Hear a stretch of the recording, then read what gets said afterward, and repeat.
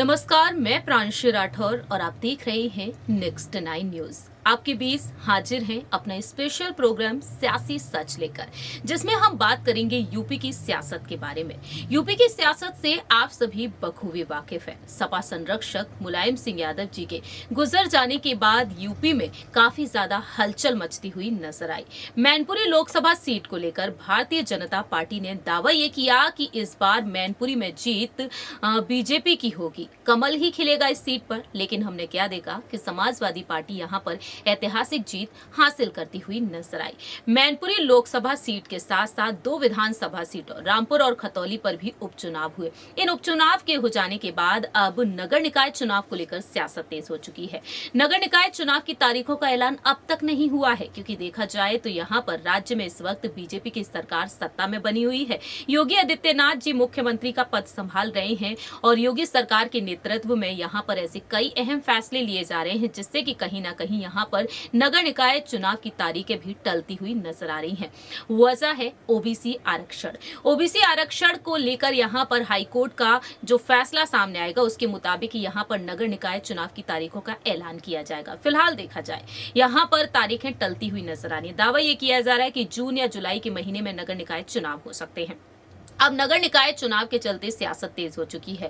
Bharatiya Janata party के साथ साथ Samajwadi party, Bahujan Samaj party, Suheldev Bharatiya Samaj party, अपना दल कमेरावादी, अपना दल सोनेलाल और साथ ही साथ यहाँ पर कांग्रेस भी मैदान में है। ऐसे में देखा जाए तो नगर निकाय चुनाव के लिए मैदान में महासचिव प्रियंका गांधी वाड्रा, यानी कि कांग्रेस से महासचिव प्रियंका गांधी वाड्रा भी मैदान में है। लेकिन दूसरी ही तरफ यहाँ पर यह भी देखने को मिल रहा है कि प्रियंका गांधी हाल ही में यूपी पहुंची हैं और यूपी पहुंचते ही उन्होंने हुंकार भरी है। जी हां, आज हमारे सियासी सच प्रोग्राम में आज बात करेंगे यहां पर प्रियंका गांधी वाड्रा के बारे में कि किस तरीके से बीजेपी को यहां पर वह चुनौती देती हुई नजर आई और अपने भाई कांग्रेस के पूर्व अध्यक्ष राहुल गांधी की वह तारीफ करती हुई देखी गई है। इसी पर चर्चा करेंगे और आपको बताएंगे यहां पर कि किस तरीके से प्रियंका गांधी वाड्रा यहां पर हुंकार भरती हुई नजर आई है। दरअसल आप देख ही रहे होंगे हमारी कंप्यूटर स्क्रीन पर कि इस वक्त प्रियंका गांधी वाड्रा जो यहाँ पर नजर आई हैं। दरअसल आपको बता दें कि प्रियंका गांधी वाड्रा अब पहुंच चुकी हैं यूपी। जी हाँ, आज का दिन यहाँ पर कितना खास है कांग्रेस के लिए, सबसे पहले आपको बता दें कि आज सुबह दिल्ली के कश्मीरी गेट से 10 बजे रवाना हुई भारत जोड़ो यात्रा। 9 दिन का विश्राम लेने के बाद राहुल गांधी की भारत जोड़ो यात्रा अब दिल्ली से रवाना हो चुकी है यूपी के लिए और यूपी में बहुत ही शानदार अंदाज उनका स्वागत किया गया है। यूपी में देखा जाए तो यहाँ पर लौनी बॉर्डर से यहाँ पर यूपी में प्रवेश किया है राहुल गांधी की भारत जोड़ो यात्रा ने और यहाँ पर वह बागपत और शामली से होते हुए हरियाणा की तरफ रुख करेंगे 5 जनवरी की सुबह। ऐसे में देखा जाए तो यहाँ पर बेहद शानदार तरीके से व्यवस्थाएं की गई हैं और यहाँ पर उन्हें साथ भी मिलता हुआ नजर आया है कई दलों का। राकेश टिकैत उनकी भारत जोड़ो यात्रा में शामिल होने के लिए तैयार हुए। दूसरी ही तरफ समाजवादी पार्टी बसपा को भी यहाँ पर आमंत्रण भेज दिया गया। अब सवाल यहाँ पर यही खड़ा होता है कि आखिरकार यहाँ पर भारत जोड़ो यात्रा में अखिलेश यादव, मायावती शामिल होते हुए नजर आएंगे। ये बेहद बड़ा सवाल बना हुआ है, लेकिन वक्त के साथ साथ पता चलेगा कि वाकई में वह जुड़ते हुए नजर आएंगे। अगर जुड़ते हैं, क्योंकि देखा जाए तो नए समीकरण ये बने हैं। राहुल गांधी ने जब आमंत्रण पत्र भेज दिया मायावती और अखिलेश को तो उन्होंने धन्यवाद भी कहा। ऐसे में नए समीकरण यही बनते हुए नजर आए हैं कि कहीं ना कहीं यहाँ पर गठबंधन हो सकता है। साल 2024 के लोकसभा को ध्यान में रखते हुए, लोकसभा चुनाव को ध्यान में रखते हुए वहीं यहां पर प्रियंका गांधी वाड्रा पहुंची हैं और प्रियंका गांधी वाड्रा ने हुंकार भरी है। आपको दिखाते हैं प्रियंका गांधी वाड्रा का वो यहां पर भाषण कि किस तरीके से मंच पर पहुंचते ही प्रियंका गांधी वाड्रा ने हुंकार भरी है और किस तरीके से वह यहां पर योगी सरकार पर, बीजेपी पर, पीएम नरेंद्र मोदी, केंद्रीय गृह मंत्री अमित शाह जी और जेपी नड्डा पर निशाना साधती हुई नजर आई हैं। जरा देखिए ये रिपोर्ट। प्रियंका गांधी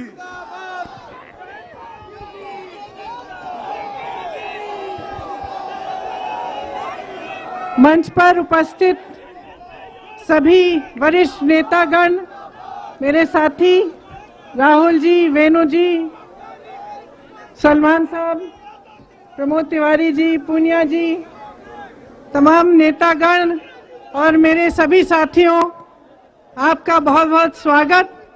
आज उत्तर प्रदेश की धरती पर भारत जोड़ो यात्रा का स्वागत करते हुए मुझे बहुत ही गर्व हो रहा है। गर्व उन भारत यात्रियों पर, एक एक देशवासी पर जो इस यात्रा से जुड़ा, क्योंकि इस यात्रा की जो भावना है वह प्रेम, एकता की, सद्भावना की जो भावना है, उसी भावना ने इस देश का नींव डाला। मुझे आप सब पर गर्व है कि 3000 किलोमीटर चलकर कन्याकुमारी से पैदल आप आज यहां तक पहुंचे हैं। और मेरे बड़े भाई इधर देखो, सबसे ज्यादा गर्व तुम पर है।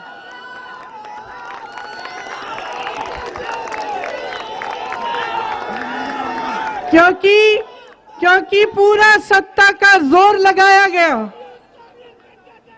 सरकार ने 1000 करोड़ रुपए खर्चे इनकी छवि को खराब करने के लिए, लेकिन ये सच्चाई से पीछे हटे नहीं।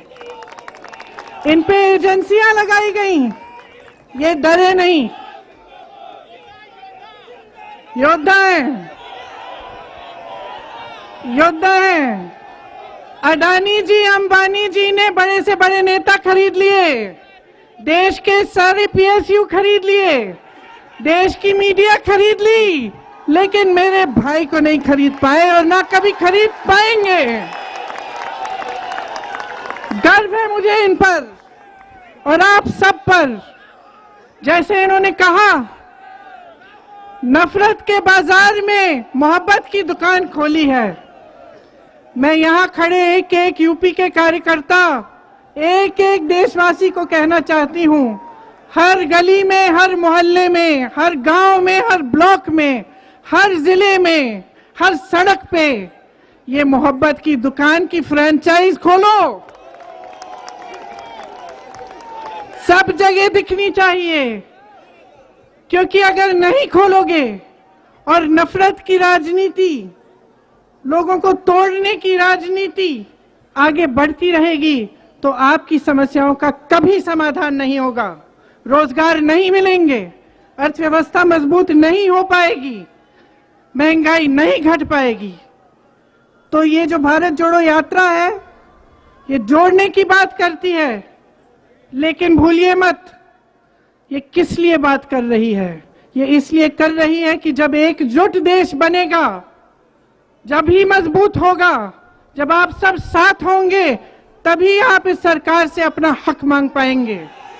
जब तक आपको बिखेरा जाएगा, आपको अलग किया जाएगा, तब तक आपका ध्यान अलग अलग मुद्दों पर आकर्षित कर पाएंगे।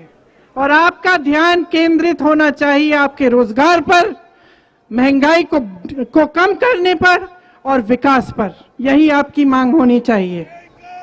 तो अब यहां से यात्रा कश्मीर तक चलेगी। आप सब साथ चलेंगे। कोई मुझे पूछ रहा है कि आपके भाई को ठंड नहीं लगती, छोटी सी टी शर्ट पहन के चल रहे हैं ठंड में। ठंड से इन्हें बचाओ। किसी ने मुझे कल कहा, भाई ठंड से इन्हें बचाओ, जैकेट तो पहनवा लो। फिर किसी ने मुझे पूछा कि आपको डर नहीं लगता इनकी सुरक्षा के लिए? अब कश्मीर जा रहे हैं, पंजाब से गुजरेंगे, तमाम लंबी यात्रा करेंगे कश्मीर तक, डर नहीं लगता? तो नहीं, मेरा जवाब ये है कि ये सत्य का कवच पहन के चल रहे हैं।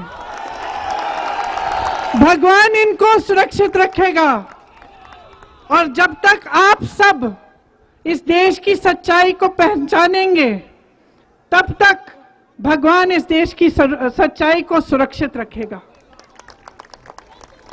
पहचानिए, एकता में ही आपका विकास है। सब साथ चलिए, पूरे देश भर में ये पैगाम ले जाइए, एकता, सद्भावना और प्यार का। हम इस देश को बचा के रखेंगे, इस देश को विकसित बनाएंगे और नौजवानों को अपना हक दिलवाएंगे। जय हिंद, जय हिंद, जय हिंद। जोड़ो जोड़ो, जोड़ो जोड़ो, जोड़ो जोड़ो। चलिए, नमस्कार। जैसा कि आप सभी ने देखा जाना किस तरह से यहाँ पर प्रियंका गांधी वाड्रा निशाना साधती हुई नजर आई है बड़े बड़े उद्योगपतियों पर। यहाँ पर खरीद फरोख्त की उन्होंने बात कर दी और बीजेपी पर देखा जाए तो खरीद फरोख्त का अक्सर यहाँ पर निशाना साधा जाता है विपक्ष की तरफ से। ऐसे में देखा जाए तो प्रियंका गांधी वाड्रा भी यहाँ पर यही बात रखती हुई नजर आई है। अब देखना यही दिलचस्प होगा कि प्रियंका गांधी वाड्रा को लेकर जो दावा किया जा रहा है यहाँ पर कि किस तरीके से यहाँ पर भ्रष्टाचार को खत्म करना है, उनके भाई की वह तारीफ करती हुई नजर आई हैं, राहुल गांधी को वह एक योद्धा बताती हुई नजर आई हैं। ऐसे में देखा जाए तो प्रियंका गांधी नगर निकाय चुनाव के लिए यहाँ पर कड़े तरीके से देखा जाए तो फैसले लेती हुई नजर आने वाली है। और देखना यह दिलचस्प होगा कि यूपी के विधानसभा चुनाव में हार का सामना किया कांग्रेस ने। 5 राज्यों के विधानसभा चुनाव में कांग्रेस का सुपड़ा साफ हो गया, लेकिन हिमाचल में प्रियंका ने जीत दिलाई और अब उस जीत के बाद नगर निकाय चुनाव की जिम्मेदारी भी उन पर है। साथ ही साथ उत्तरी भारत की जिम्मेदारी भी उन्हें सौंप दी गई है। रायबरेली सीट से वह चुनाव लड़ सकती हैं, ये दावा किया जा रहा है। और दक्षिण भारत की जिम्मेदारी राहुल गांधी को दी गई है।